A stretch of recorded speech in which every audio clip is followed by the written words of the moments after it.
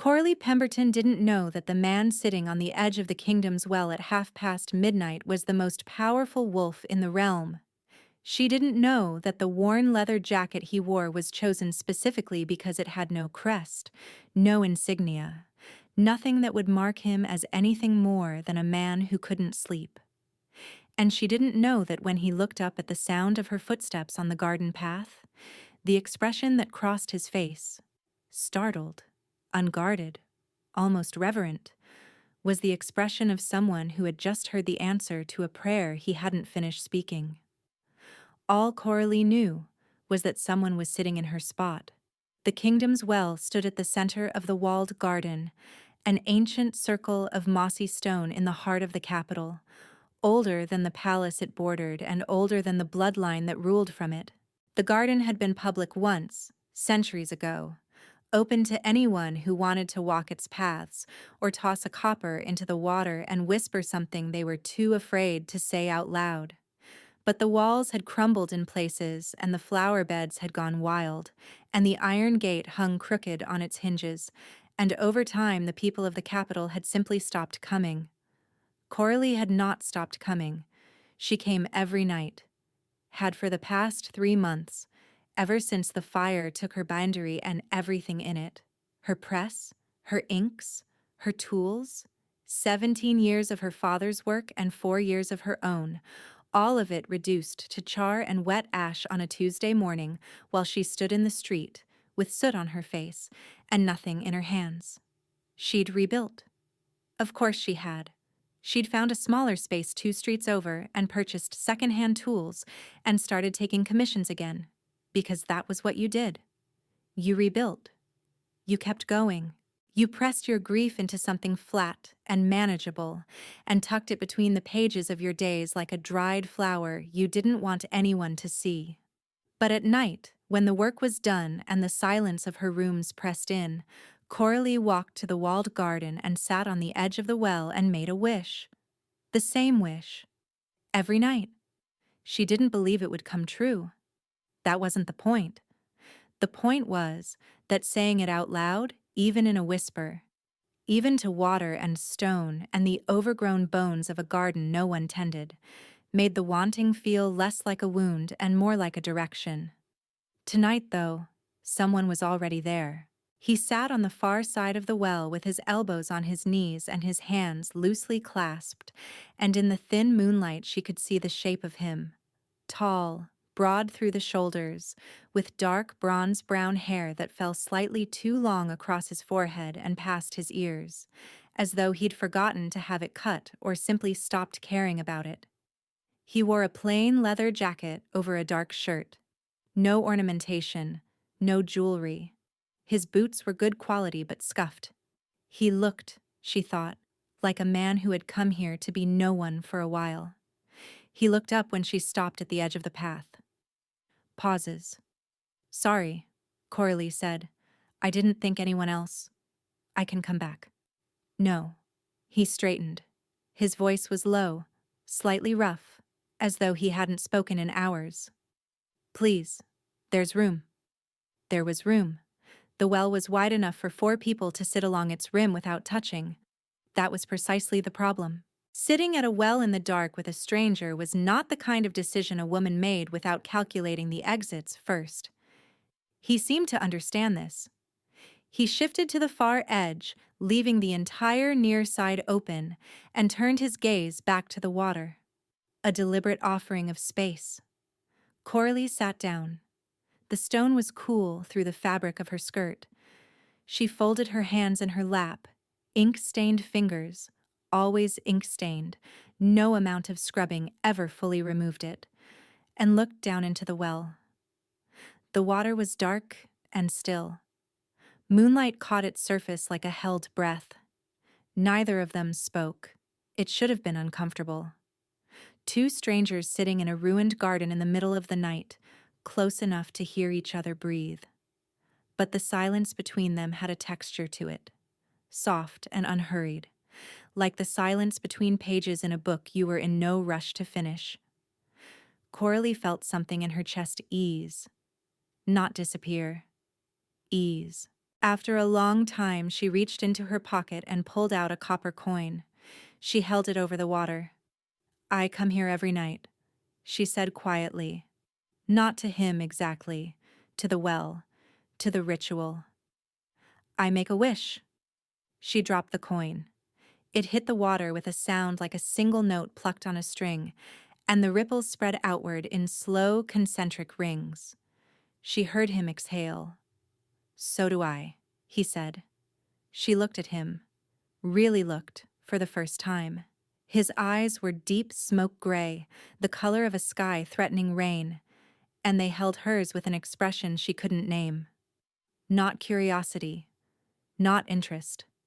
Something closer to recognition, as though he had been expecting her and hadn't known it until she arrived. The air between them changed, just slightly.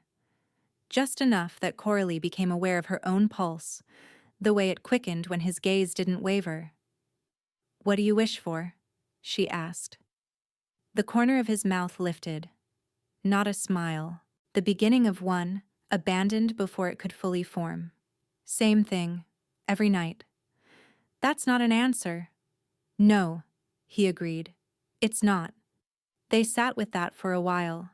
The night sounds of the garden pressed in, crickets, the rustle of something small moving through the overgrown beds, the distant murmur of the city beyond the walls. Somewhere above them, an owl called and was answered.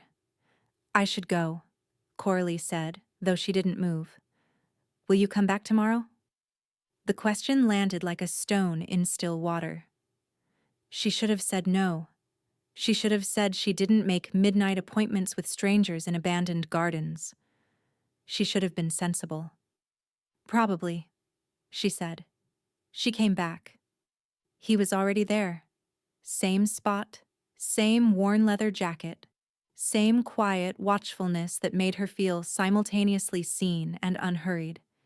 He'd brought something this time, a small paper bag that he set on the stone between them without comment. She opened it.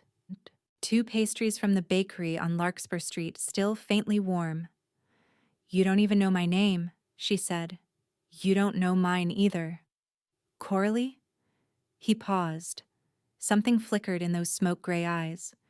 Hesitation, she thought, though she couldn't imagine why. "Alden," he said. "Alden." She turned the name over in her mouth. It fit him. Simple, solid, slightly old-fashioned. "Why do you come here, Alden?" He looked at the well. His jaw worked once, a small, involuntary motion, and when he spoke, his voice had changed. Quieter, stripped of something. "My mother used to bring me here when I was young, before the garden closed. She said the well was older than any kingdom and that if you told it the truth, it would remember for you." He paused. "She's been gone 11 years.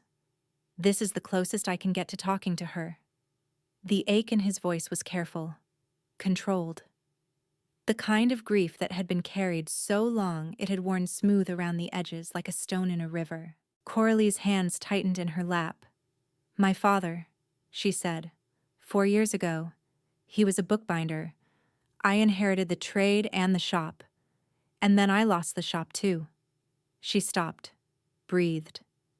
"I come here because it's the only place that doesn't expect anything from me. I can just want things, without having to justify them." Alden turned toward her. The moonlight caught the angles of his face. Sharp jaw, strong nose, the faint shadow of stubble along his cheeks. And she noticed for the first time that he was handsome. Not in the polished, deliberate way of men who knew their own appeal. In the way of someone whose face had been shaped by weather and feeling, and not enough sleep. "What do you want?" he asked. No one had asked her that in a very long time. Not what do you need, not what can you afford. What do you want?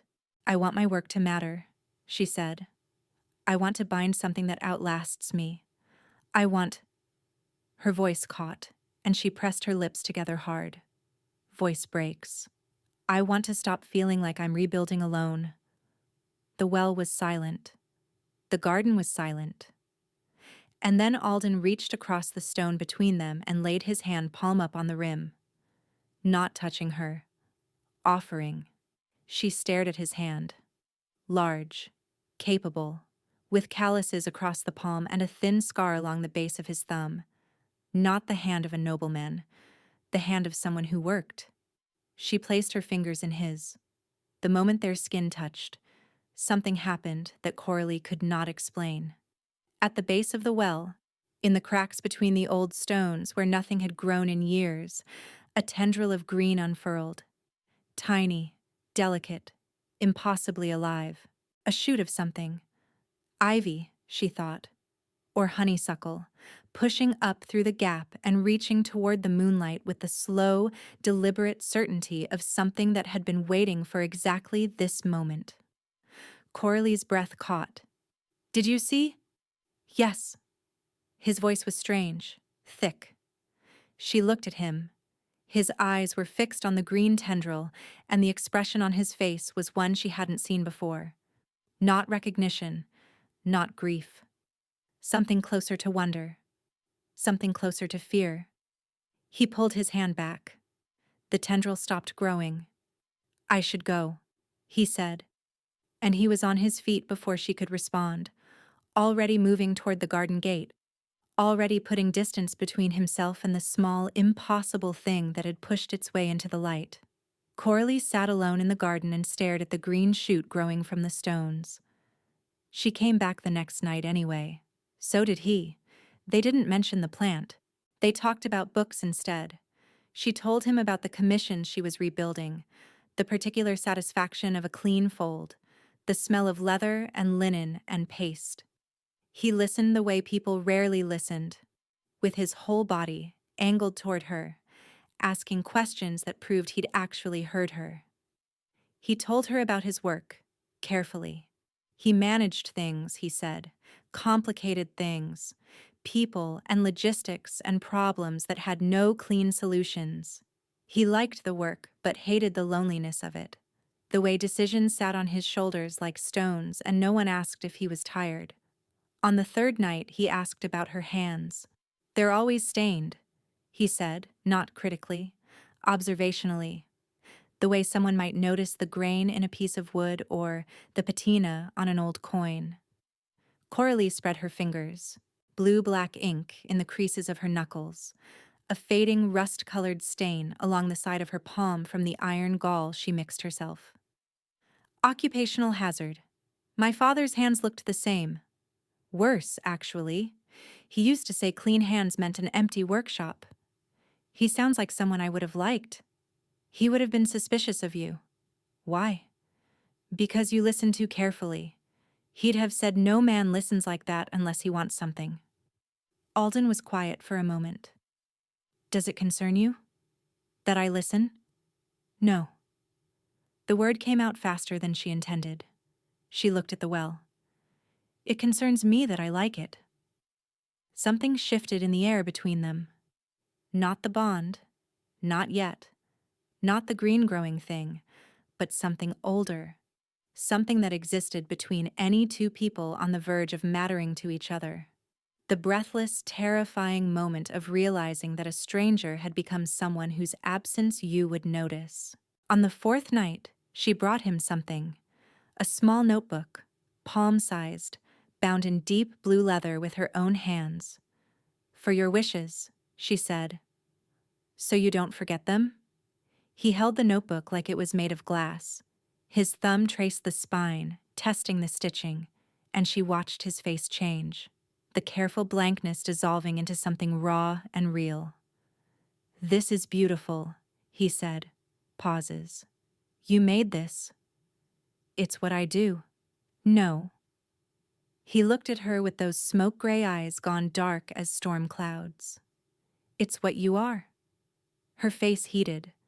She looked away, down at the well, and noticed that the green tendril from the first night had thickened. It had crept along the base of the well in both directions, sending out leaves, and at its tip a single bud had formed. Tight and closed, but unmistakably there. That wasn't here yesterday, she whispered. Alden followed her gaze. His expression shuddered. Coralie, what is it? What's happening? He was quiet for so long that the silence became its own answer. He knew. He knew something about the green growing things and the well, and the way the air changed between them, and he was choosing not to tell her. Not yet, he said finally. Please, just not yet. She should have pressed. She should have demanded answers, but his voice held something fragile in it, something that sounded like a man standing on the edge of losing something he'd only just found, and she couldn't bring herself to push him over. Okay, she said. Not yet. 3 more nights. 3 more meetings at the well, the vine creeping further each time, small flowers beginning to open along its length, pale, star-shaped blossoms that released a scent like honeysuckle in rain. They sat closer now. His knee brushed hers sometimes. Once she fell asleep against his shoulder, and she woke to find his jacket draped over her, and his arm around her, and his cheek resting against her hair. And for one perfect, terrifying moment, she felt entirely safe. She pulled away. He let her. Alden, she said on the 7th night. The vine had circled the entire well now, and the garden beds nearest to where they sat had begun to stir. Dormant roots sending up green shoots, dead-looking branches putting out buds. The garden was waking up, slowly, centered on the place where 2 people sat together in the dark. I need to know. What's happening to this garden? He stood, paced 3 steps away, then 3 steps back. His hand went to the back of his neck, pressing hard, and she could see the tension in every line of his body. It's us, he said. It's happening because of us. What do you mean? I mean that what's growing here grows because we're here, together. It's a bond, a mate bond. It manifests differently for everyone and ours. He gestured at the vine, at the star-shaped flowers, at the garden slowly returning to life around them. Ours grows things. Her heart hammered. Bond. Mate. The words landed in her chest like dropped stones. You knew, she said. You've known since the first night. Since you put your hand in mine and that vine pushed through the stone. His voice was raw. Yes. And you didn't tell me. No. Why? He turned to face her, and the moonlight caught the anguish in his expression. Not hidden, not controlled, laid bare in a way that made her breath stop. Because there's something else I haven't told you, and once I do, everything changes. Pauses. My name is Alden Kavanaugh. The name hit her like cold water. Kavanaugh. The royal bloodline. The family that had ruled the kingdom for 9 generations. The Alpha King who lived in the palace that bordered this very garden, whose face she had never seen up close because he was a figure on a distant balcony. A name in proclamations. A presence felt, but never touched. Yes. She stood. Her legs were unsteady beneath her. The garden seemed to pulse around them, the vine's star-shaped flowers opening wider as if in response to the surge of emotion pouring through her, and she hated it, hated that even her shock was making things bloom. 7 nights, she said. Her voice shook. 7 nights, Alden. You sat here and let me talk about my shop, and my dead father and what I want from my life, and the whole time you were the same man I've been every night. He stepped toward her. She stepped back. He stopped. Coralie, look at me. She didn't want to. Looking at him meant seeing those smoke-gray eyes filled with something too large to dismiss, too earnest to distrust. Looking at him meant reconciling the man who'd brought her pastries and held her hand and listened to her talk about bookbinding with the same reverent attention other men reserve for matters of state. Reconciling that man with a crown, with a throne, with the weight of an entire kingdom. She looked anyway. I didn't plan this, he said. His voice was low, urgent, stripped of every careful wall she'd watched him maintain. I didn't come to this garden looking for a mate. I came here because I've been coming here since I was 8 years old, and it's the only place that still smells like her. Like my mother. Like the woman who planted every rose in this garden with her own hands before she was queen, when she was just someone who loved growing things. His voice caught. He steadied it. And then one night there was someone else here. Someone with ink on her fingers and grief in her eyes, and the courage to sit down next to a stranger in the dark and make a wish. And I felt the garden wake up. I felt it respond to us, to the two of us together, in a way it hasn't responded to anything in 11 years. I come to this garden because it's the only place I'm not the king, he said. I come here because my mother is here, in the stones, in the water, in the roots of everything she planted before she died. I come here because for 20 years I've been making the same wish, and I'd given up on it, and then you walked through the gate with ink on your fingers and copper in your pocket, and the well answered both of us at the same time. What wish? She whispered. Not to do this alone. The garden held its breath. The flowers held their petals open. The vine along the well pulsed faintly in the moonlight. Alive. Impossibly alive. And Coralie stood 3 feet from the Alpha King and felt something crack inside her chest that she'd been holding together with nothing but stubbornness for 4 years. I can't, she said. Her eyes burned. I can't be the well, the bond, the garden. I'm a bookbinder. I repair broken spines and stitch pages together, and I have ink stains I can't get out. I'm not. You are exactly who you are, he said, and his voice broke on the last word. Voice breaks. That's what I wished for. Not a title. Not a political match. Not someone who would perform the role. Someone real. Someone who would sit with me in the dark and tell me the truth and not care about the rest of it. You don't know me. I know that you come to a ruined garden every night to tell a well what you're afraid to tell anyone else. I know you rebuild what burns down. I know you bound me a notebook with your own hands because you wanted me to remember my wishes, and no one— He stopped, pressed the heel of his hand against his eye. No one has given me something they made in 11 years. The silence between them was immense. Coralie looked at the garden, at the vine circling the well like a living crown, the star-shaped flowers glowing faintly in the moonlight, the beds that had been dormant for years now stirring with shoots and buds.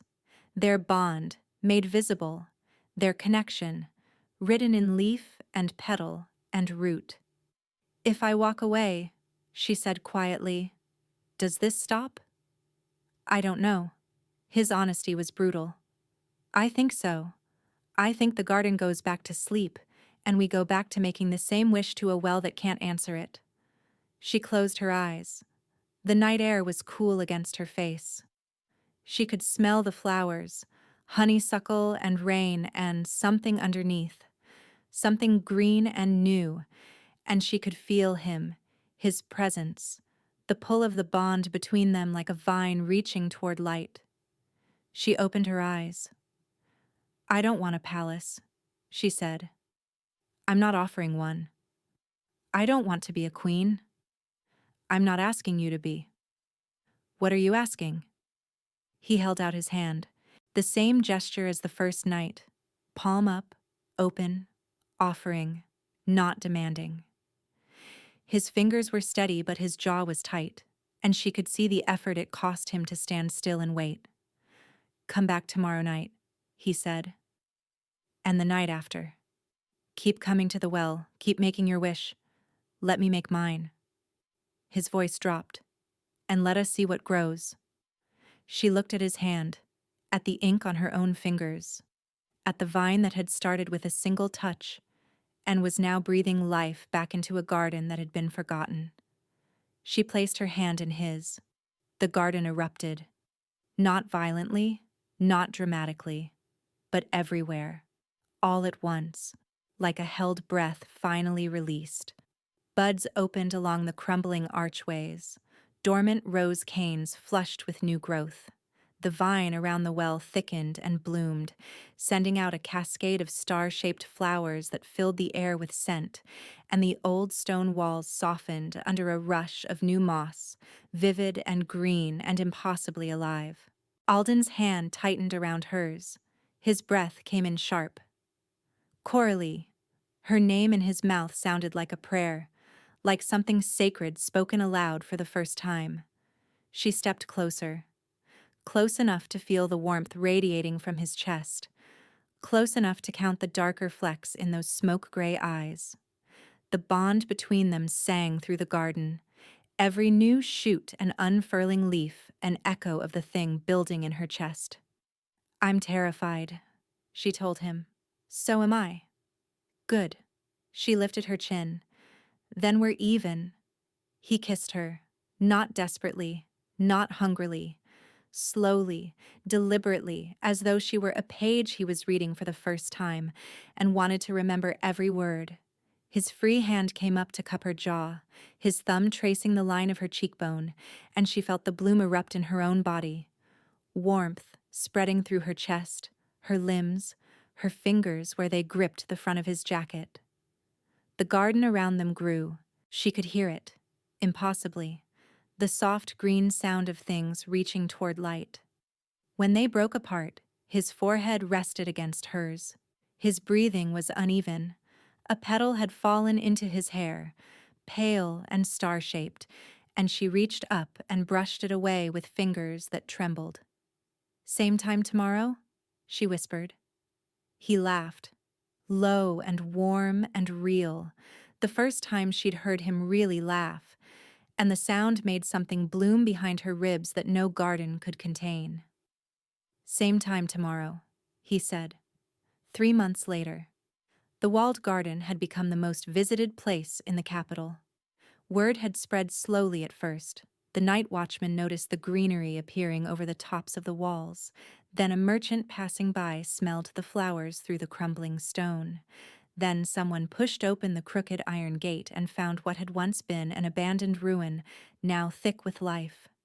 Rose canes climbing the archways, heavy with blooms. Honeysuckle threading through the old stone.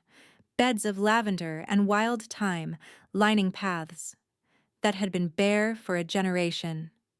No one could explain it. The royal gardeners inspected the soil and the water and the light and found nothing unusual. The scholars at the university wrote papers about microclimate anomalies and dormant root systems and spontaneous regrowth events. Coralie read the papers and laughed until her sides ached. She sat in her bindery, the new one, larger than the old, with tall windows that let in the morning light and shelves she'd built herself along every wall, and stitched the final signature of a commissioned journal. The leather was a deep amber color, warm as autumn, and the end papers were printed with a pattern of small star-shaped flowers that she'd designed herself. Her design, her press, her name on the spine. The shop smelled of leather and linen paste, and the faint sweetness of the dried honeysuckle she kept in a jar on the windowsill, a cutting from the garden, the first thing she'd ever taken from it that wasn't a wish. Her commissions had doubled since word spread that the royal bookbinder worked out of a small shop in the market quarter, but Coralie refused to move to the palace workshops. This was her space, her work. The tools were second-hand, and the press was rebuilt, and the ink stains on the floorboards were permanent, and every single thing in this room she had earned. The bell above her door chimed.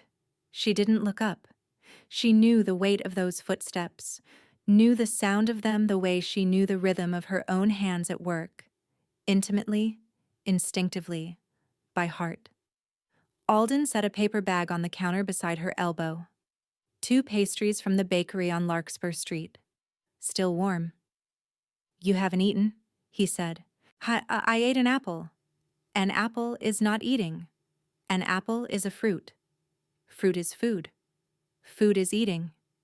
He leaned down and pressed his mouth to the crown of her head, and where his lips touched her hair, The small potted fern on her windowsill unfurled a new frond with a satisfied little shiver. She looked at it. Looked at him. He was watching the fern with an expression of resigned amusement. "Your Majesty," she said, "you are disrupting my fern. Your fern was already disrupted. I'm merely encouraging it." He came around the counter and leaned against the edge of it, facing her. The leather jacket was gone today. He wore a dark wool coat, well made but unadorned, and the copper ring on his right hand was the only thing that marked him as anything other than a man visiting his partner's shop on a slow morning. "The council wants to formally restore the walled garden, open it to the public, install benches, plant more beds. And they want to name it after my mother." Coralie set down her needle. She reached across the space between them and took his hand. His fingers closed around hers immediately, instinctively, and on the shelf behind her head a dormant orchid put out a single, improbable bloom. "She would love that," Coralie said. His throat worked. "I think she would." "What about the well?" "The well stays." His thumb traced the ink stain on her index finger, the one that never fully washed out, the one he'd told her once was his favorite thing about her hands. "I told them the well is not negotiable. Because it's ancient and historically significant. Because it's ours." He lifted her hand and kissed the ink stain. Whispers. "I made a wish at that well every night for 20 years, Coralie. And every single night it was the same wish. And then you walked through a broken gate with copper in your pocket and it came true." Her eyes stung. She blinked hard. "You know, for a king, you're remarkably sentimental.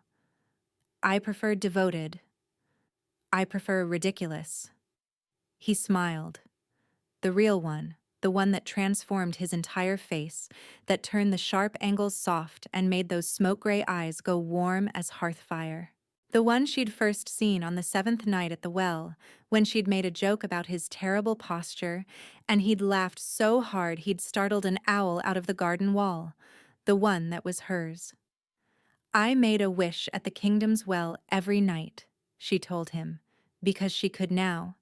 Because the wanting had stopped being a wound and become something alive, something growing, something that bloomed wherever they stood together.